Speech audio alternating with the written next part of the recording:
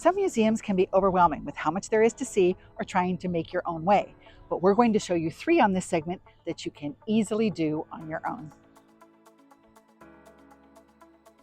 With a goal to gather and display many rare and curious specimens of natural history, the Australian Museum was established in 1827 and has since collected over 22 million objects. It moved to its current permanent grand home in 1857 and is the oldest museum gallery in the country.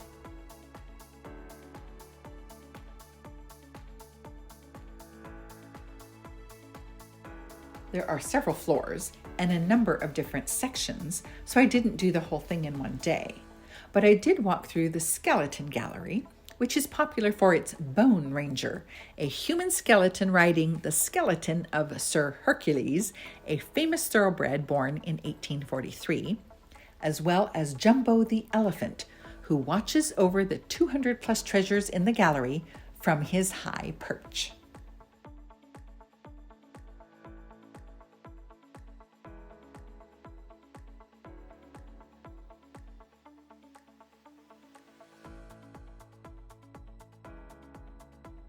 The dinosaur gallery included real skeletons, life-size models, fossil teeth, skulls, and claws, and really gave a sense of how big they were, while the Surviving Australia exhibition highlighted the native animal species that have evolved and adapted to thrive in their unique ecosystem.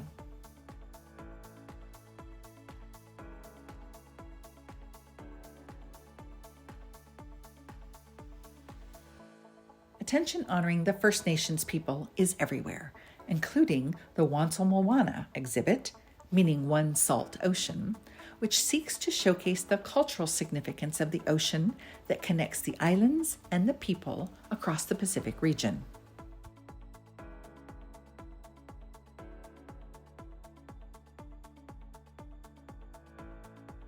A quick run-through of the Minerals Gallery, where there are a number of samples I had never heard of, followed by a brisk browse at the gift shop, and it was time to move on. Entry is free, and the people there are particularly friendly and helpful.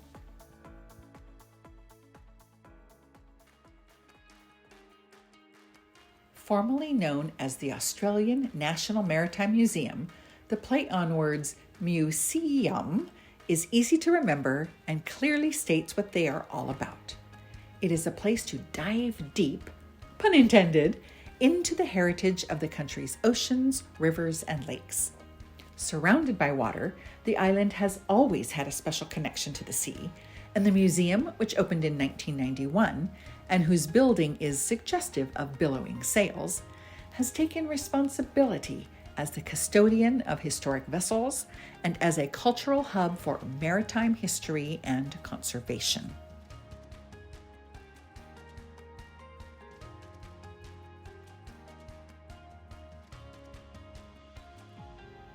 I began my self-guided tour on the Heritage pontoon outside and met a retired sailor who was delighted to provide an introduction. Okay, welcome to the Heritage pontoon. We have 4 ships here, unfortunately not open at the moment, but a great history of maritime sailing. We have on our left here, we have the Kite, which is the original vessel that went to Singapore and sank Japanese shipping during 1943. We have the Advance, which is a attack class patrol boat built in 1967. Unfortunately, the one on the right, which is my favourite vessel, is a replica of the Docket. The Docket was the first European ship that we know of that actually managed to get to Australia. They didn't know it was Australia, they thought it was part of Papua New Guinea. 1606, Captain Jansoon banged into Australia near Darwin. He had a bad time. He had a fight with the Aborigines and he lost 8 of his men. All he saw was marshes, crocodiles and sharks. Figured not much point staying around and sailed back to the Spice Islands. So we've got a lot of history here. This vessel is an absolute replica as much as we can determine, built in Perth. So yeah, it's very interesting, the Heritage pontoon. and really worthwhile to visit. The only vessel on the pontoon open for boarding the day I was there was the Dufkin, meaning Little Dove, a replica of the first European ship to reach Australia in 1606. Manned by 20 Dutch seafarers, the original mission was to explore potential trade opportunities, specifically with regards to spices. The masts were undergoing restoration and had been removed, but it was indeed a wooden sailing ship. Its voyage the first in a succession that would chart nearly 2/3 of Australia's coastline.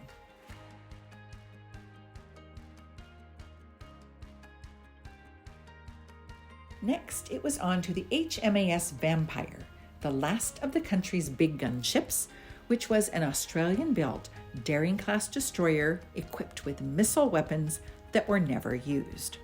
It served in the Royal Australian Navy from 1959 to 1986, was refitted as a training ship, and then transferred to the museum in 1997.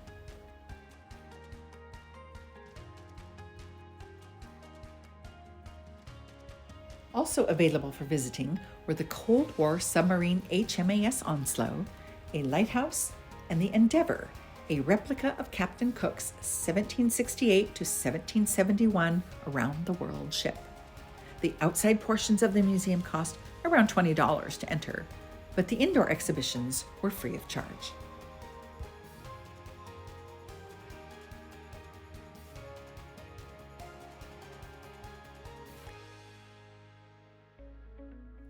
Inside the air-conditioned building, which was greatly appreciated in the humidity, there were two exhibitions of note.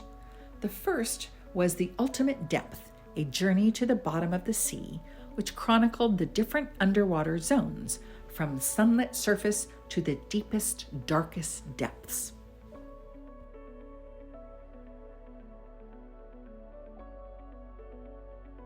The second, my favorite, was the Ocean Photographer of the Year exhibit, an annual event that you can go back again and again because it's completely different year to year. Breathtaking, colorful, awe-inspiring, and an "I can't believe they caught that on camera" refrain all kept playing in my head as I appreciated the beauty and creativity captured. These were images of things I couldn't even imagine, where staring was not only welcome, but also considered polite.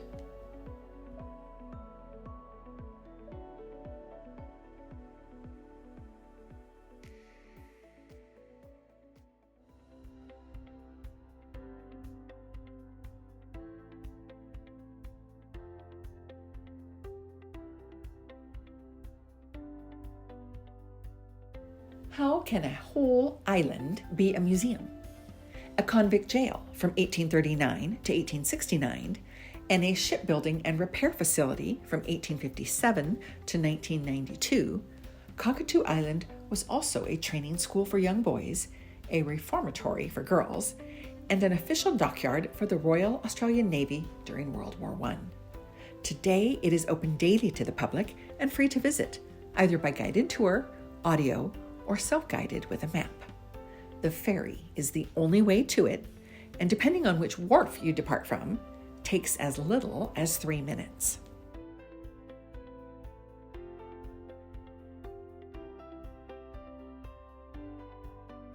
Upon landing, it was easy to see that there is an upper island and a lower island. The lower has 2 tunnels that go from one side to the other and were cool rather than damp, and not at all creepy, as some old tunnels can be. Also on the lower were the shipbuilding facilities, as demonstrated by large enough spaces and dry docks that would fit a good-sized ship.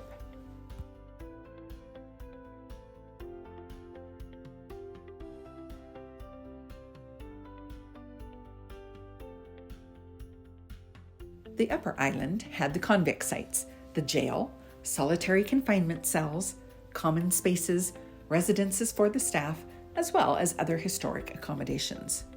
As if the history itself weren't interesting enough, the views of the city were amazing no matter where I stood.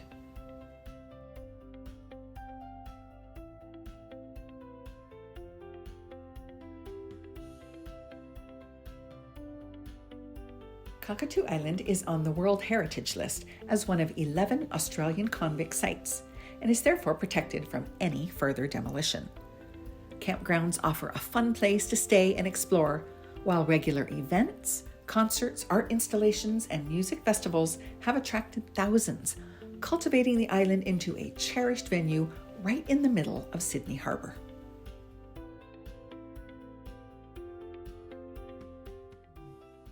A note about state-run museums. They're government-funded and therefore free to access for everyone. It's like Oprah. You get in free, and you get in free, and you get in free. I'm Ms. World Traveler Kerry Damiano reminding you it's never too late to go somewhere new, try something different.